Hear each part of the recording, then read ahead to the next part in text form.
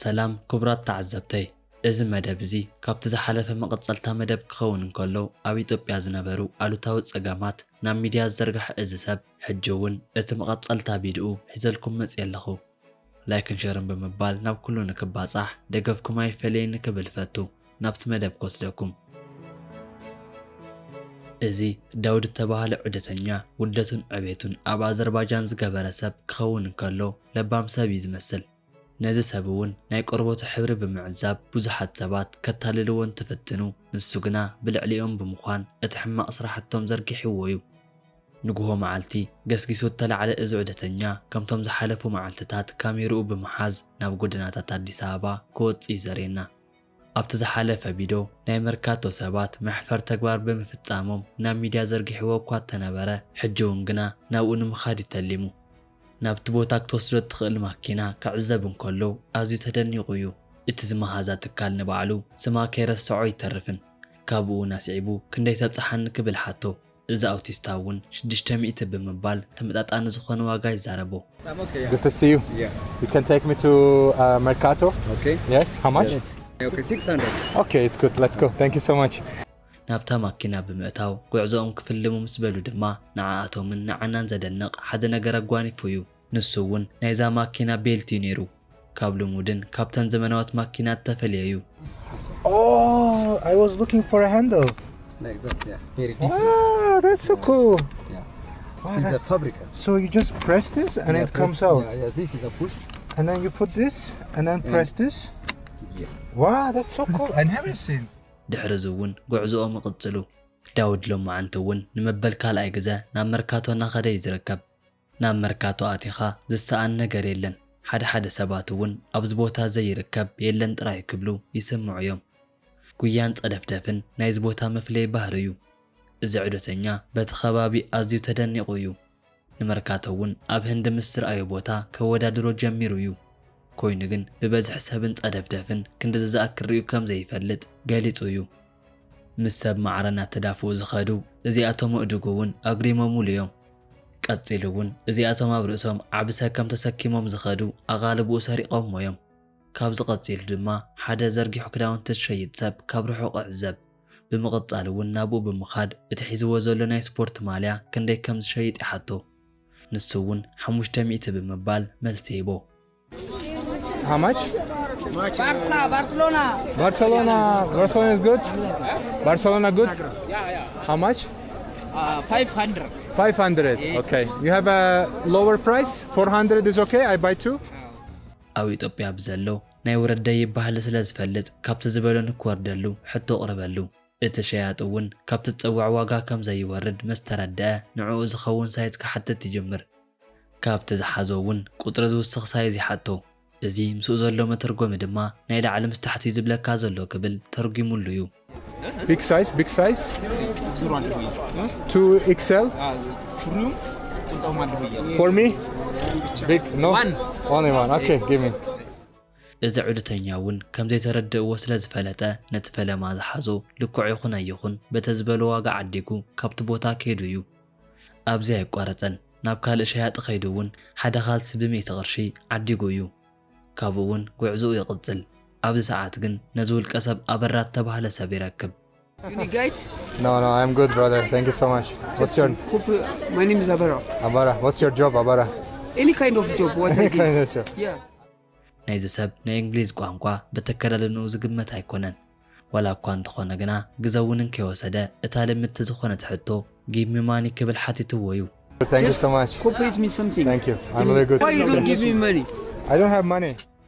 እዚ ዑደተኛ እውን ኣብቲ ቀዳማይ ክፋል ኣጋጢምዎ ስለ ዝነበረ በቲ ሕቶ ክስድምም ኣይከኣለን እዚ ሰብ ግን ፈጺሙ ዝፋትሖ ኣይነበረን እእዳው እናጠመተ ኣብ ጅብኡ ዘውፅኦ $10 እናሓሰበ ሕንትፍታፍ ክውሕጥ ይጅምር እዚ ዑደተኛ ግን ፈጺሙ ዝሰማዕ ኣይነበረን ነቲ ዝዓደጎ ካልሲ እውን ነዚ ሰብ ኣፉ መዕፀው ኢሉ ሂብዎ እዩ Thank you. I can give you socks if you want. No. I don't want. I'll give you socks. ኮይኑ ግን እዚ ሰብ ነዛ ካልሲ ተቐቢሉ እውን ካብቲ ቦታ ዝእለ ኣይነበረን ነቲ ማልያ እውን ሃበኒ ክብል ሓቶ እዚ ዑደተኛ እውን ካብኡ ቀልጢፉ ንክኸደሉ ኢሉ ነቲ ማልያ ብምሃብ ካብኡ ንክኸይድ ይሓቶ Another place. Okay. Just give me this. You want this too? Yes. Okay. What is it? But you don't sell it. You wear it, okay? Yeah, I will. It's a Barcelona shirt. ንሱ ግን ዋላ እኳ ነቲ ዝሃቦ ተቐቢሉ ኣብ ክንዲ ምኻድ ካልእ ተወሳኺ ገንዘብ ንክህቦ ሕጂ እውን ክሓቶ ቕፅል Yeah. Okay. Why don't give me something money? I gave you already things. I cannot give you money. Why don't? Nice to meet you, brother. እዚ ዑደተኛ ግን ኣስዒቡ ንዕኡ ብምግዳፍ ናብ ኢደ ጥበብ ዝኾነ ስራሕቲ ቦታ ኸይድ እዚ ሰብ ሕጂ እውን እንተኾነ ቀቅድሚኡ ኣቱ እዚ ዑደተኛ እውን ኣዝዩ ይስንብድ ብምቕጻል ድማ ንዓይኑ ዝበሃጎ ብምድላይ ዓዲጉ ካብቲ ቦታ ንምውፃእ ኣዝዩ ሻኾል ነዛ ሸያጢት እታ ሓንቲ እውን 300 ብምባል መልሲ ሂባቶያ ኣበራ ግና ግዘ ከይባኸነ ናብኣ ብምፅጋዕ ክልተ ወሲኸ ክዛረቦ ካብኡ ንዓይ ሃብኒ ክብል እናተዛረባ እንከሎ እዚ ዑደተኛ ናብኡ ብምኻድ ወይ ትንበል ወይ ድማ ካብዚ ቦታ ተኣለ ክብል ተዛሪብዎ እዩ How much is this? 300. 300. Okay, I take this, okay? I take this. Then it is linear for. Brother, don't it's Okay. okay. I give Yeah, for yeah. 300, it's okay. Yeah, okay. I don't want discount, nothing. Yeah, It's okay. Okay. እዚ ዑደተኛ እውን 400 ከፊሉ ይኸይድ እቲ መልሲ ኣበየሎን ተልኩም እዚ ሰብ ብዘይ ናይቲ ዑደተኛ ፍቓድ ነታ 100 ስለ ዘትረፋዩ Where is the 100? Just go for me. It's for you. Yeah. Did I give it to you? Just to eat. Okay. Yeah, but you should say thank you at least. ብዘይ ፍቓደይ እናወሰድካዮ ንምንታይ ከ የቐኒለይ ዘይትብል ብምባል ድማ ብሓዘን ተዛሪቡ ኸይድ ናብ ደገ ምስ ወፀ ድማ እቲ ሓያል ደመና ክወቅዕ ይጅምር ናብ ኢትዮጵያ ዝመጽእ ዝኾነ ይኹን ዑደተኛ ናይ ፈለማ ድሌቱ ናይ ኢትዮጵያ ቡን ምጣዕም ምዃኑ ዝፍለጥ እዩ ከምቲ ናይ ዝሓለፈ ፓርቲ ሕጂ እውን ንሓንቲ ፍንጃል ቡን ዋጋ 3000 ቅርሺ ብምባል ኣይሰናብድዎን እዮም In Amharic name Bunna. How much you charge this for? 3,000. 3,000? Yeah. Wow, that sounds very expensive.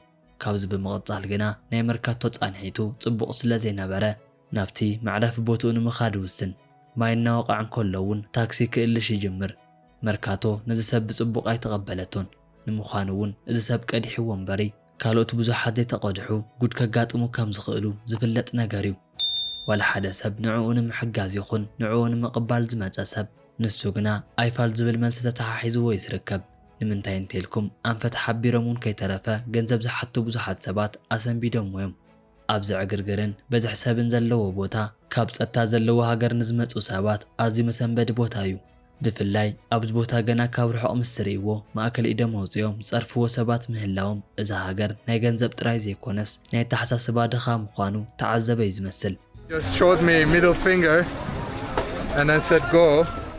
ኣምላኽ ቀኒዕዎ ሓደ ታክሲ ይረክብ ካብቲ ኣውቲስታ ኣፍ ዝወፀ ዋጋ ግና ፈጺሙ ዘሰማማዕ ኣይኮነን ንሱ እውን 1,000 ክብል ስለ ዝፀውዕ እዩ እዚ ዑደተኛ እውን ብ600 ዝመጻሉ መገዲ ብ1,000 ክምለስ ምዃኑ ምስ ተረድአ ኣዝዩ ሓፊሩ እዩ 700 ኢልዎ እውን እምቢ ዝበለ እዚ ኣውቲስታ እዚ ዑደተኛ ናኸደ ከም ዘሎ ምስ ተረድአ ብምሕፅንታ ክልምኖ ይጅምር I try. If not, I come back to you, okay? Okay, come. No, I check something else. No, I check it. Okay, come. Thank you. All right, guys, I have to go through this again. No, it's okay. You lost your chances.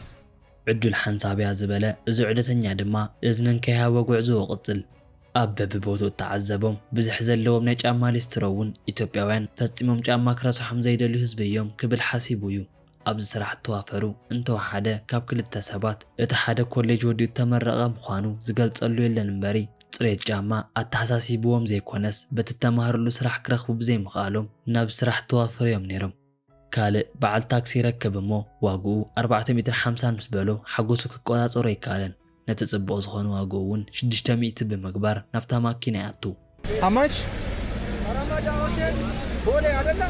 Like airport area, Ramada. How much? How much? 450. I give you 600. 450 is not good. I sit in the front. እዚ ኣውቲስታ እውን ነታ ማኪና ብምልዓል ናብቲ መዕረፊ ቦታ ሒዝዎ ኸይድ እዚ ዑደተኛ እውን ተመሊሱ ናብዚ ቦታ ንከይመጽእ ምሒሉ ናብቲ መዕረፊ ቦታ ተመሊሱ እዩ ነዚ ተዓዘቡ ናይ ወፃእ ዜጋታት መርካቶ ሓደገኛ ቦታ ገይሮም ክወስዱ ናይ ግድን እዩ ናይ ኢትዮጵያ ቀንዲ ከተማ ተባሂላት ትጽዋዕ ኣዲስ ኣበባ ውሽጢ አንጎሊያን ኮሊዱ ድሕሪ ምዕዛቡ ናብ ኣርባ ምንጭ ተባህለ ደቡባዊ ክፋል ኢትዮጵያ ኣምሪሑ እዩ ካብ ከምና ኣዲስ ኣበባ ዓይነት ንዝመጸ ሰብ ኣርባ ምንጭ ኣዝያ ደስ ትብል ኮይና ያጸንሖ እዚ ዑደተኛ እውን ካብ ሕጂ ንድሓር ብዘይ መራሒ ዑደት ክኸይድ ከም ዘይብሉ ተረድዩ እዩ ኣብዚ ቦታ ኣዝዩ ጽቡቕ ዝኾነ ግዜ ኣሕሊፉ እዩ ድሕሪ ንእሽተይ ምግቢ ድማ ናብ ዛጓል ብምኻድ ክላለይዋን ከለው እዛ ጓል እውን ቤተሰባ ክሳብ ዝመስላ ግዜ ብጽቡቕ ዝኾነ ቀባብላ ተላልያቶም እያ። ቀፂላ እውን እቲ ባህላዊ ዝኾነ ፈላልሓ ቡን ንክዕዘቦ ኢላ ናብ ዝናብተን ክትብል ትጅምር። እቲ ጽቡቕ ዝኾነ ኣቀባብላ እተረዳየ ዝዑደተኛ ነቲ ትሑት ኣቀባብላ ተዓዚቡ 200 ቅርሺ ከም መቕሽሽ ሂብዋ እዩ። ንሳ እውን ነቲ ስርሓ ትጅምሮ። እዚ ዑደተኛ እውን ኣፉ ብምኽፋት ነቲ ባህላዊ ፈላልሓ ቡን ክቐድሖ ይጅምር። ንሳ እውን ዋላ ሓንትን ከይትረፈት ኩሉ ብዝርዝር ገሊጻትሉ እያ። ናይ ኣርባ ምንጭ ጽሩይ ዝኾነ ከተማን ጸጥታን ነዚ ዑደተኛ እፎይ ንኽብል ገይርዎ እዩ። ኣብ መጨረሻ እውን እቲ ሃሪርዎ ዝነበረ ቡን ክጥዕሞ ኪኢሉ እዩ። ነቲ ጥረ ቡን ካብ ዝኸፍሎ ብተወሳኺ ካልእ 200 ቅርሺ እውን ከፊልዋ እዩ። ኮይኑ ግና ነዚ ኩሉ ሓጎስን ደስታን 400 ጥራይ ኣክል ኢሉ ስለዚ ሓሰበ ካባይን ካብ ተዓዘብተይን ካልእ ህያብ ኣለኪ ብምባል እቲ ሒዝዎ ዝነበረ 12500 ቅርሺ ሂብዋ እዩ። It's a little contribution to her business. There's a $100 approximately for her. ይሄን ደግሞ ወደ 12500 አካባቢ ለስራሽ የሚሆን ሻል። ስለዚህ ተከታዮቹ የሷ አድናቂዎች ሰጥተውሻል። እሺ አመሰግናለሁ። She buy new things for herself for coffee shop, okay? በተቕኑዕ ልብን ጽቡቕ ኣቀባብላኣን ዝረኸበቶ ህያብ ስለ ዝኾነ ገጻ ብፍሽኽታ ተመሊኡ እዩ። ንሳ እውን ኣብዚ ሓቂ ተመስግኖ ኪኢላ እያ። ምናልባሽ እውን ካብቲ ዘላቶ ስራሕ ሓደ ደረጃ ልዕሊ ክትብል ገይርዋ እዩ። እዚ ዑደተኛ እውን በቲ ሓጎሳ ኣዝዩ ብምሕጓስ ብጽቡቕ ሰላምታ ቻው ክበሃሃሉ ኪኢሎም እዮም። እዚ ዑደተኛ ሕጂ እውን ብምቕጻል ቀጻሊ መገዱ ናብ ኮንሶ ገይርዎ እዩ። ኣብቲ ሰዓት ንግሆ እዩ ነይሩ። ኩሉ ሰብ ንናይ ዕለታዊ ምግቢ እናተጓየ እንከሎ ንሶም እውን ናብ ሓደ ቤት ምግቢ ብምእታው ቆቀር ዝበሃል ምግቢ ክበልዑ ይጅምሩ። ዳውድ እንትበዝሕ ሰናይ የዋህን ሰብ እዩ። ምክንያቱ ድማ ብሩሑቕ ኮይኑ ንዝዕዘቦ ሰብ ብምጽዋዕ ዝጋብዝ ሰብ እዩ። ነዛ ትርእይዋ ዘለኹም ህፃን ቆልዓ እውን በቲ ቆቀር ይኹን ሻይ ከፋንዋ ስለ ዘይደለየ እዛ ቆልዓ ኣብ ደስ ዝበላ ሰዓት እናመፀት ደስ ዝበላ ነገር ንኽትበልዕ ነታ ወናኒት እዚ ቤት ምግቢ 1000 ቅርሺ ከፊሉላ እዩ። እዛ ህፃን ቆልዓ እውን ካብ ውሽጣ እቲ ውዑይ ዝኾነ ሓጎስ ገሊጻትሉ እያ። Here you go. And that's for her. This is our bill and 1000 for the food. She come and eat here, okay? Okay. ካብዛ ሓሊፉ ድማ ኣብ ኦሞ ቫሊ እቲ ናይ መጨረሻ ዑደቶም ንምግባር ክጓዓዙ ይጅመሩ። እዚ ሰብ እውን ኣብ ኣዲስ ኣበባ ዝረኣዮ ልምዓት ይኹን ዕቤት ኣብዘን ከተማታት ስለዘየሎ ኮይኑ ግና ብኣንጻሩ ናይ ሰላም ዓዲ ብምዃኑ ኣዝዩ ተገሪሙ እዩ። እሞ ደኣ ክቡራት ተዓዘብተይ ኣብዚ መደብ ዝረኣናዮ ኩሉ ሕማቕን ጽቡቕን ገጽ ብኣኻትኩም እንታይ ይመስል ንዝብል ኣብ ናይ ኮመንት ቦታ ግደፍለይ ክብል ፈቱ። ላይክን ሸርን ብምባል ድማ ናብ ኩሉ ንክባጻሕ ደገፍኩም ኣይፈለይን ክብል ፈቱ።